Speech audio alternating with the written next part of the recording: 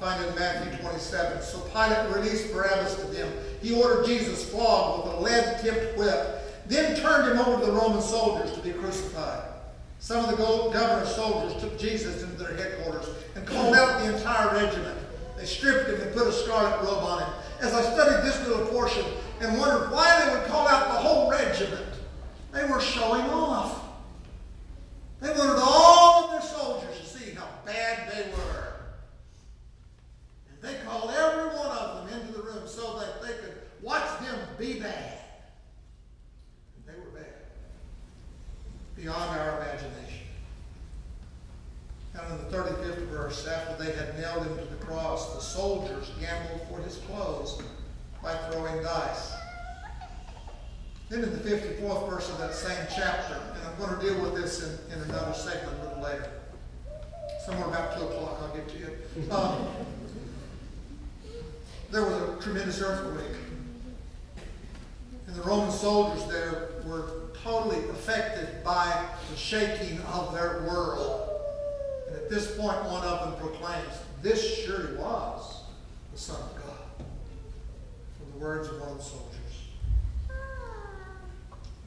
On the next day, on the Sabbath, the leading priests and the Pharisees went to see Pilate. They told him, "Sir, we remember what the deceiver said." Now this is after the crucifixion.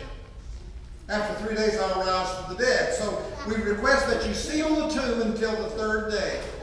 This will prevent his disciples from coming and stealing his body and then telling everyone he was raised from the dead. If that happens, it'll be worse off than it was before."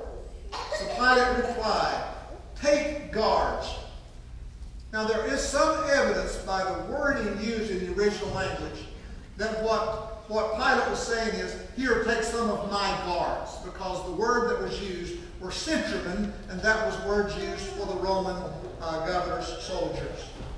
As we look at these men, we find that these guards watched, and of course we see in other references, they also basically fainted when the resurrection happens, when the stone is rolled back. The scripture says they fell as they were dead, but they weren't dead because they left that place and started conversation. So they didn't die. They were scared half to death, and they fainted at the resurrection. But then they went from that place. They reported what had happened, and the governor heard about it and told them, "Well, just tell people that they came and stole his body. And then we won't be in trouble with the Roman officials. You won't." To be honest, those soldiers were afraid for their very own life. Because it had been reported that they had let him go, they would have been sacrificed. So they lied, and the scripture, it's interesting, the last part of that verse says, "Their story spread widely among the Jews, and they still tell it today." And the truth is, they still tell it today. Now, as we look at these men, some of their actions were required of them, we know, because of their position. And yet we see very clearly that they made personal choices in how they treated Jesus.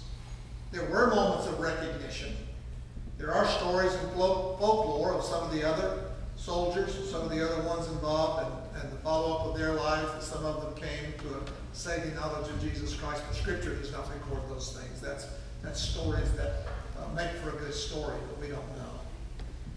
Primarily, we look at them and see the cruelty, the suffering, the pain that they brought as a part of this process was God's plan.